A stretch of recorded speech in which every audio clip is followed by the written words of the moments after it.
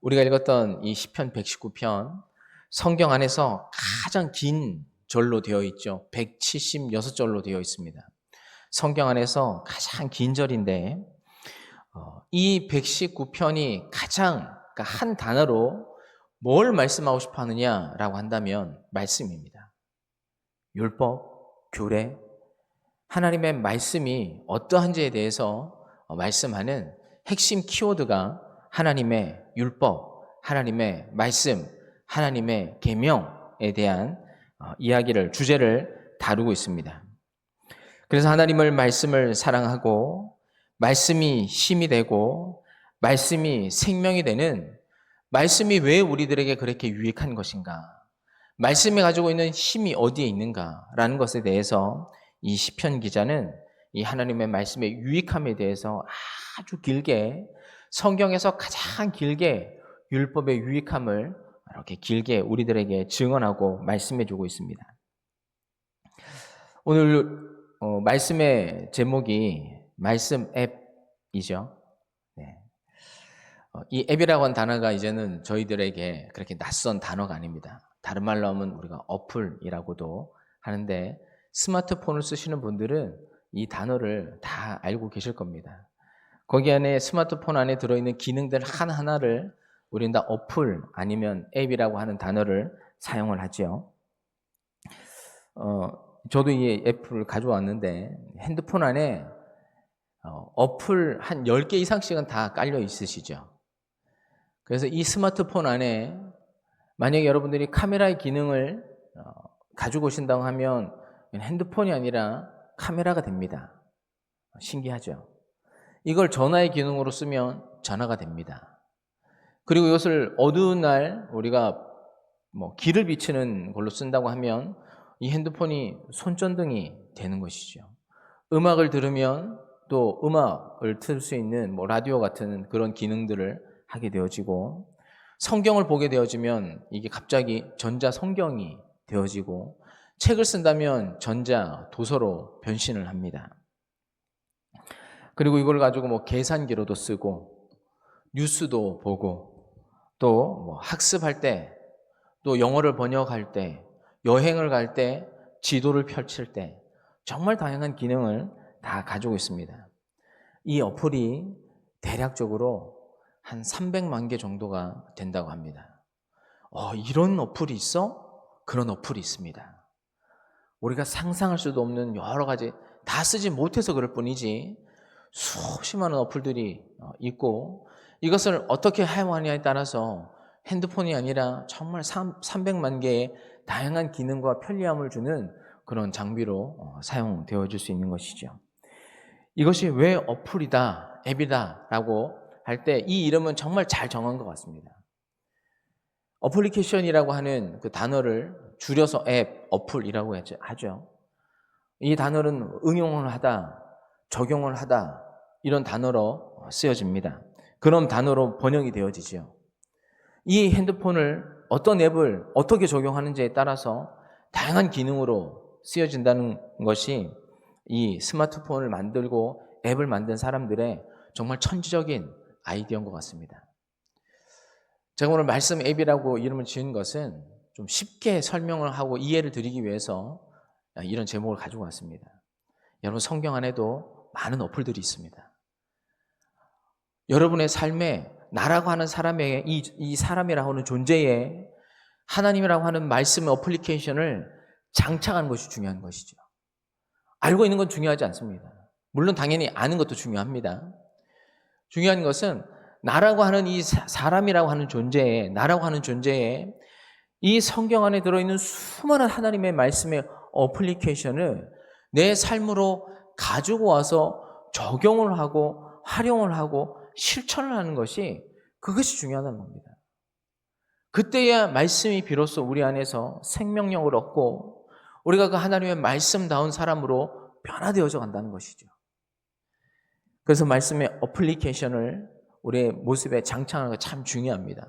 이 시편의 기자는 이 하나님의 말씀을 자기의 삶으로 가져오기 전후를 가지고, 내가 하나님의 말씀을 내 삶으로 가지고 와서 내가 그렇게 살아봤을 때 얼마나 이 말씀이 나에게 유익이 되고 기쁨이 되어지고 소망을 주는지에 대해서 아주 길게 176절이라고 하는 이 긴 절을 통해서 하나님의 말씀이 내 삶에 들어왔을 때, 그 이전에는 나는 하나님의 말씀 없이 살았던 사람이었는데, 아니면 알 수 있었다, 내가 하나님의 말씀을 알고 있었다고 해도 그 말씀에 크게 내 삶에 중요하지 않고 적용도 하지 않고 나는 그렇게 살았는데, 하나님의 말씀이 내 삶으로 들어와서 그 하나님의 삶을, 그 말씀을 내가 내 삶에 실천하고 살아보니 말씀이 주는 유익이 이렇게 크더라, 말씀을 통해서 누리는 기쁨이 이만큼 크더라 라는 얘기를 아주 길게 오늘 시편 119편 말씀에 기록을 하고 있습니다. 이 시편 기자가 하나님의 말씀을 자기의 삶으로 가져와서 가장 느꼈던 첫 번째 것은 무엇이냐면 복을 경험했다라고 이렇게 고백을 합니다.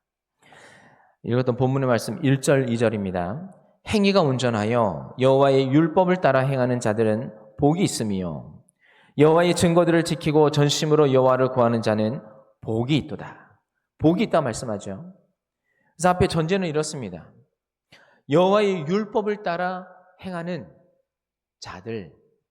여러분, 이것이 어플리케이션이죠. 하나님의 말씀의 율법을 내 삶으로 가지고 와서 행하는 그 행위가 우리가 앱을 가져가서 핸드폰 안에서 구동하는 것과 똑같은 이치라는 겁니다. 하나님의 말씀을 내 삶으로 가져와서 살아가는 행위가 온전한 하나님의 사람들에게는 복이 있다라고 하는데, 이 복이 아쉬레라고 하는 단어인데 이것은 관계적인 의미입니다. 여러분, 좋은 사람을 만나면 여러분 어떠세요? 기쁘죠? 그 사람이 주는 만족감이 있습니다. 그 사람을 통해서 채워지는 내 마음에 기쁨이 있습니다. 반대로 좋지 않은 사람을 만나면 어떻습니까? 그 사람을 통해서 고통을 느끼죠. 그러니까 우리가 어떤 관계를 누리냐는 참 중요한 겁니다. 손에 어떤 물질을 들고 있는 것만 중요한 것이 아니라 혼자 살아가는 인생이 아니기 때문에 내가 내 주변에 어떤 사람을 만나고 그 사람을 통해서 어떤 관계를 형성하고 살아가는 것이 참 중요한 겁니다. 여러분, 다 나쁜 사람이 있을까요? 다 좋은 사람이 있을까요? 나에게는 좋지만 상대방에 나쁜 사람이 있습니다. 내가 어떻게 처신하에 따라서 내가 내 주변에 있는 사람들을 나에게 좋은 사람으로 만들 수 있죠. 모든 사람이 다 나쁘다고 얘기를 해도 나에게만큼은 좋은 사람으로 만날 수 있는 그 능력과 지혜가 우리는 성경을 통해서 배워야 합니다. 처음부터 이 사람 악하다, 처음부터 이 사람 선하다, 우리는 판단할 수 없는 것이고, 내가 어떤 사람과 어떤 관계를 맺으며 살아가고 그 관계 안에서 그 사람과 어떤 좋은 관계를 맺어가는 그것은 우리가 어떻게 하느냐에 따라서 달려있는 것인데, 오늘 성경이 너희가 하나님의 말씀이 너희 안에 들어와서 작동하게 될 때 가장 큰 복은 뭐냐? 너희가 하나님과의 관계가 좋아질 것이다라는 겁니다. 우리를 심판하고 두려워하는 그런 하나님이 아니라 내 삶에 찾아오셔서 나에게 복을 주시고 나에게 기쁨을 주시고 나에게 만족을 주시고 나의 부족함을 채워주시고 나의 피난처가 되어주시는 그런 하나님과의 관계를 우리가 만들어낼 수 있다는 것이죠. 그래서 가장 중요한 첫 번째의 복은 너희가 하나님을 가까이 함으로 인해서 그 하나님과의 관계가 좋아지는 것, 이것이 가장 큰 복이다. 시편 73편 28절 말씀에 이런 말씀이 기록되어져 있는데, 하나님께 가까이 함이 내게 복이니라, 이런 말씀이 있습니다. 하나님은 모든 복의 근원이시죠. 그럼 우리가 여러분들이 해야 될 것은 가장 무엇이냐면, 모든 복의 근원이시며 모든 지혜의 근원이신 하나님 앞으로 가까이 나아가려고 하셔야 합니다. 여러분, 부자 옆에 있으면 뭐라도 하나 더 얻게 되죠. 하나님 옆에 있으면 뭐라도 하나 더 얻게 됩니다. 물질이 되든 사람의 관계가 되든 건강이 되든 하나님 옆으로 가까이 가면 갈수록 하나님께서 여러분들에게 주시는 복과 은혜가 더욱 넘친다는 거죠. 근데 대부분의 사람들이 하나님 옆으로 가려고 하질 않습니다. 하나님을 두렵게만 생각하고 심판하시는 하나님으로만 생각하는 것이죠. 내 모습이 하나님 앞에 다 드러날 것 같아서, 내 안에 있는 죄악들이 하나님 앞에 다 드러날 것만 같아서 하나님을 두려워만 하는 것이죠. 그런 우리의 허물을 덮어주시는 하나님이시라는 것을 우리가 이해하고 받아들이고 하나님 앞으로 더 가까이 가야 되는데, 내 모습이 더 드러날까 봐 하나님께로 가까이 가는 것을 두려워만 생각합니다. 그러나 성경은 하나님 옆으로 가까이 가는 것이 복이다. 하나님 옆에 자꾸 가까이 가려고 노력해라. 그러면 그 하나님의 은혜가 내 삶 가운데 충만할 것인데, 가장 좋은 은혜가 많은 수만 가지가 있겠지만 오늘 시편 119편에서 우리가 한 가지를 좀 얻어보자면 105절 말씀에 이런 말씀이 기록됩니다. 주의 말씀은 내 발의 등이요 내 길의 빛이니이다. 하나님 옆에 가까이 가면 하나님께서 우리의 삶을 인도해 주실 것이라는 거죠. 어떻게 살아가야 되는지 막막한 인생 속에서 하나님께서 우리의 인생길에 빛이 되어주고 등불이 되어주고 여러분을 선하게 인도하실 것이다 라고 시편 기자는 자기의 고백을 그렇게 경험담들을 여기 담아놓고 있습니다. 우리 운전하시는 분들 요즘 내비게이션 참 많이 사용합니다. 길이 너무 많이 나니까 고속도로도 몇 개월 지나고 가면 없었던 길도 생겨나고 고속도로도 더 많이 생기고 길들이 너무 많이 생겨납니다. 그래서 그럴 때 제일 필요한 것이 내비게이션이죠. 그걸 되게 핸드폰 어플 안에 다 깔려져 있습니다. 여러분들을 대한민국 어디에다 갖다 놓고 여러분이 원하는 목적지를 딱 찍어 놓으면 어디든지 다 데려다 줍니다. 그 내비게이션이죠. 여러분들을 저기 땅끝 마을 완도에다 갖다 놔도 여러분 서울 어디에 내가 어느 식당에 가고 싶어 하고 내비게이션을 딱 치면 시간은 좀 길게 걸리지만 여러분 목적지까지 다 인도해 줍니다. 그것이 내비게이션이죠. 하나님을 가까이 가는 사람들의 인생이 그렇다는 겁니다. 우리가 하나님 없이 살 때에는 여러분 우리가 눈에 보이는 삶들만 살았습니다. 모든 사람들이 다 그렇다고 생각하는 그냥 이것이 살아가는 인생의 사람의 법칙이야 라고 생각하는 거기만 우리가 눈에 보고 살아갔죠. 그것도 우리의 인생의 목적지라고 말할 수 있는지는 모르겠지만 하나님 없는 인생은 내가 무엇을 하며 살아가야 하는지, 내 목적지가 어디 있는지, 어떻게 살아가야 되는지 이런 삶들이 막연하게만 했습니다. 그런데 우리가 하나님의 자녀가 되는 그 순간 여러분 우리의 목적지는 분명합니다. 선명합니다. 우리는 영원한 하나님의 나라, 이 땅에서 나그네로 살아가는 사람들이고 여러분 우리는 영원한 하나님의 나라를 바라보며 그것이 우리가 도달해야 될 최종의 목적지입니다. 하나님 옆에 가까이 갈 때 누리는 복은 하나님께서 주시는 그 풍성한 은혜, 우리가 가야 할 길로 우리의 목적지까지 우리를 인도해 주시는 하나님의 은혜를 경험할 수 있게 된다는 것이죠. 여러분의 삶을 결코 놓지 않고 우리가 어디로 가야 되는지, 무엇을 위해 살아가야 되는지 그 길이 선명하게 하나님께서 우리에게 말씀하여 주시고 우리 안에서 그 길도 그 목적지도 더 뚜렷하고 선명한 인생을 살아갈 수 있게 된다는 것입니다. 여러분 두 번째로 우리가 하나님의 말씀을 우리의 삶에 가지고 가서 장착을 하게 될 때 죄에서 멀어지게 됩니다. 9절과 11절 말씀이 이렇게 기록되어져 있는데 청년이 무엇으로 그의 행실을 깨끗하게 하리까?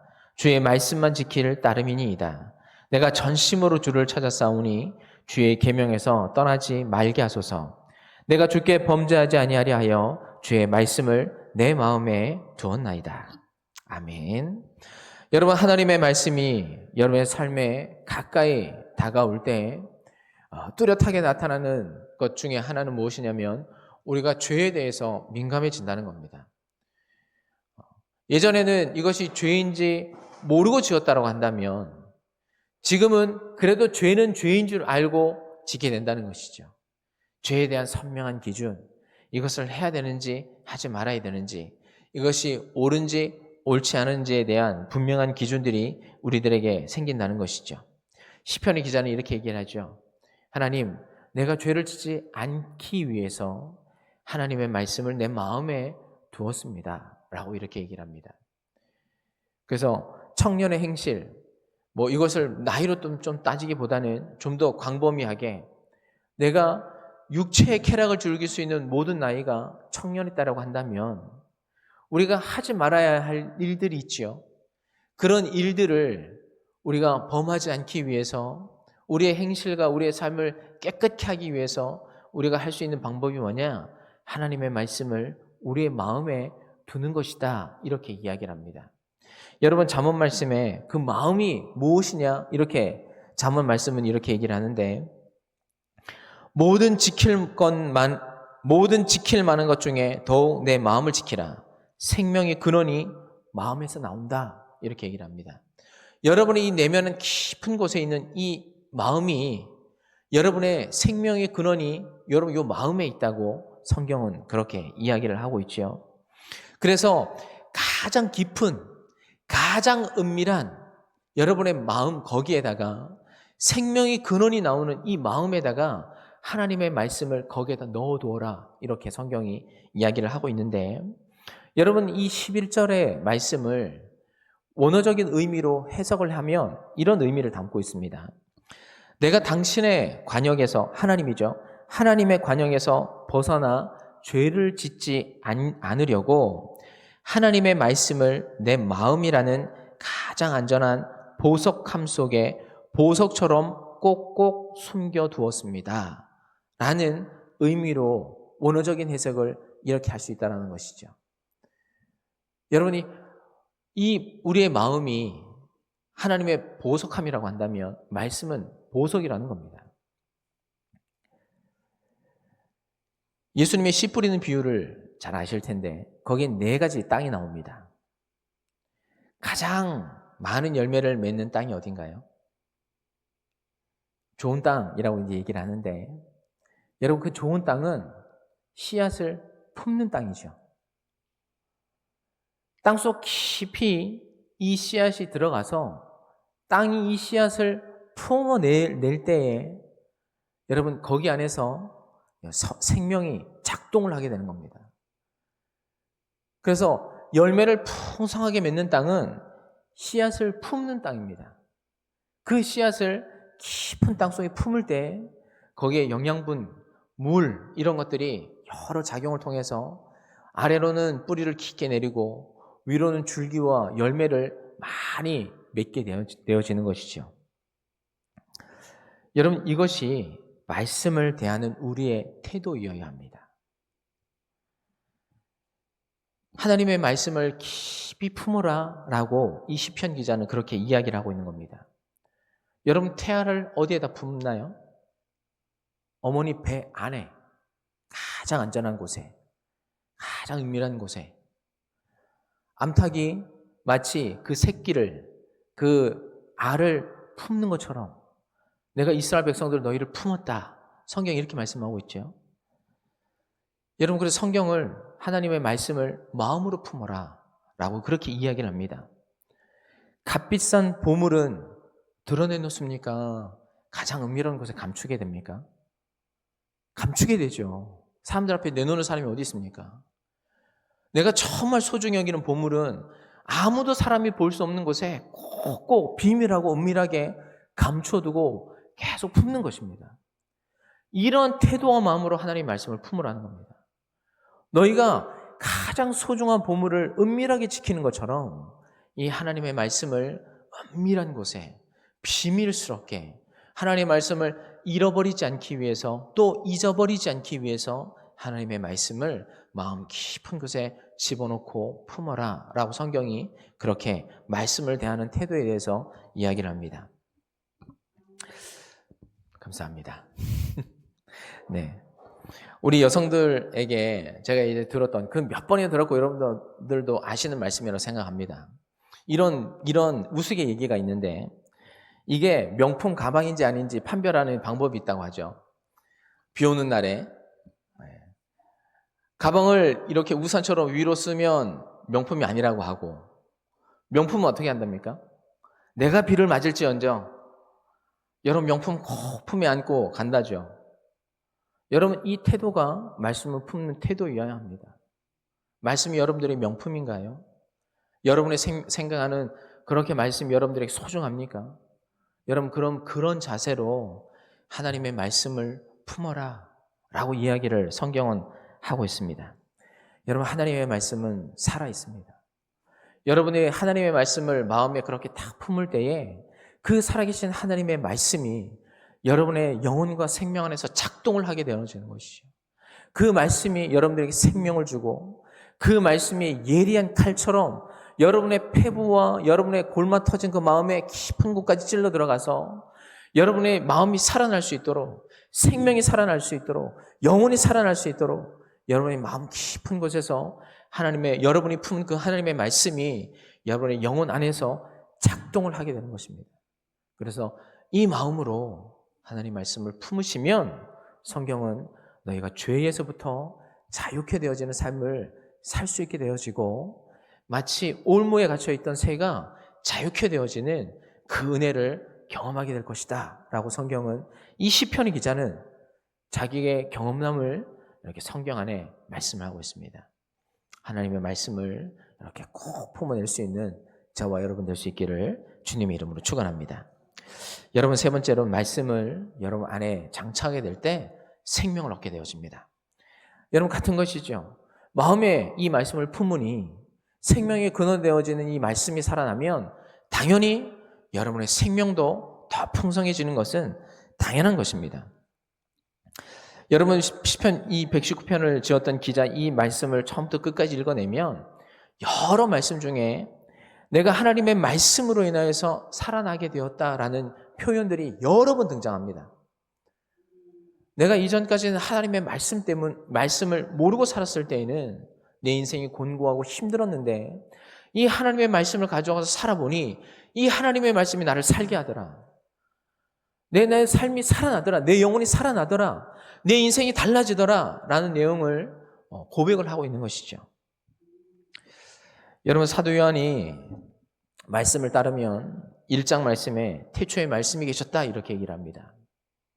그 말씀은 이 천지를 창조해내신 살아있는 말씀이었고 이 말씀은 하나님과 함께 하셨고 이 말씀은 곧 하나님이시다.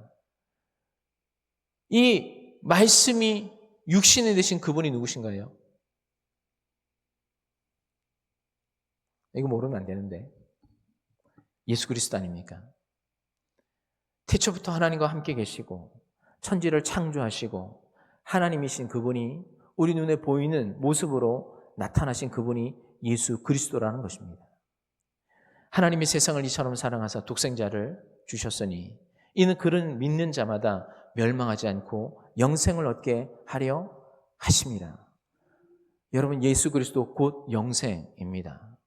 여러분 이 하나님의 말씀을 이 약속의 말씀을 여러분들의 삶에 가지고 올 때 여러분 이 말씀은 여러분들에게 영원한 생명을 이 땅에서의 장수를 허락해 주는 약속의 말씀인 것입니다. 그래서 이 하나님의 말씀을 우리가 꼭 붙잡아야 하는 이유가 여기에 있는 것이죠. 여러분 이것 외에도 말씀은 우리들에게 정말 여러 가지 유익을 여러분의 삶에 우리가 잃지 않고 그것을 받아들이지 않고 삶을 살아보신다고 한다면 제가 말씀드리는 이것보다도 훨씬 더 풍성하게 여러분의 삶에 유익을 주는 살아계신 하나님의 말씀으로 여러분의 삶 가운데 다가올 것입니다. 그래서 이 말씀을 읽음으로 인해서 말씀이 주는 여러 가지 유익을 여러분 받아 누릴 수 있는 주님의 자녀가 되어지기를 주님의 이름으로 축원합니다. 이 스마트폰 여러 가지 기능이 많이 담겨져 있습니다. 단지 전화로만 사용하기에는 여러분 이 안에 담겨져 있는 소중한 것들이 너무 많죠. 우리의 삶을 윤택하기도 하고 여러분의 삶을 더 편리하게 되어지는데 안 사용하는 사람들이 어리석은 것 아닐까요? 여러분 하나님의 말씀이 우리 눈앞에 읽기 어려운 것도 아니고 멀리 떨어져 있는 말씀도 아닙니다. 읽기만 한다면 이 말씀이 우리의 앞날을 인도해 주고 우리에게 생명을 주고 여러분들의 영혼과 마음에 유익을 준다고 하는데 여러분 읽지 않으면 이것이 어리석은 것 아닐까요? 오늘 이 하나님의 말씀을 여러분 잘 읽어서 말씀이 주는 유익을 받아 누릴 수 있는 여러분 되어지기를 소원합니다. 한 주일을 시작할 때 여러분 이 하나님의 말씀의 어플을 가장 먼저 키셔서 여러분의 생각에 여러분의 마음에, 여러분의 의지에 이 하나님의 말씀을 다 어플리케이션 적용하시기 바랍니다. 내가 판단할 때, 내가 생각할 때, 내가 행동할 때 내가 하나님의 말씀대로 생각하고 있는지, 내가 하나님의 말씀대로 내가 마음 먹고 있는지, 내가 하나님의 생각대로 행동하고 있는지 우리의 모습을 돌아보셔서 여러분 이 말씀을 삶으로 살아냄으로 인해서 하나님께서 여러분을 위해서 준비해낸 이 놀라운 유익함과 생명을 풍성하게 누릴 수 있는 하나님의 귀한 자녀들이 될 수 있기를 주님의 이름으로 축원합니다. 함께 기도하겠습니다. 살아계신 아버지 하나님, 하나님의 말씀을 우리들에게 주셔서 감사합니다. 이 하나님의 말씀은 곧 하나님이십니다. 이 말씀은 눈에 보이는 육신으로 오신 예수 그리스도의 말씀입니다. 이 말씀을 지켜 살아갈 때에 우리의 삶에 풍성한 은혜와 복이 하나님께로부터 주어진다고 성경은 약속하고 있습니다. 우리의 삶이 길이 되어주시고 우리의 삶에 약속이 되어주시고 우리의 삶에 생명이 되어주시는 하나님의 말씀을 우리의 생각과 우리의 마음과 우리의 행위에 하나님 잘 적용하여서 하나님의 말씀대로 하나님 귀한 삶을 살아낼 수 있는 하나님의 자녀들이 다 되게 하여 주시옵소서. 감사드리며 예수님의 이름으로 기도하였습니다. 아멘.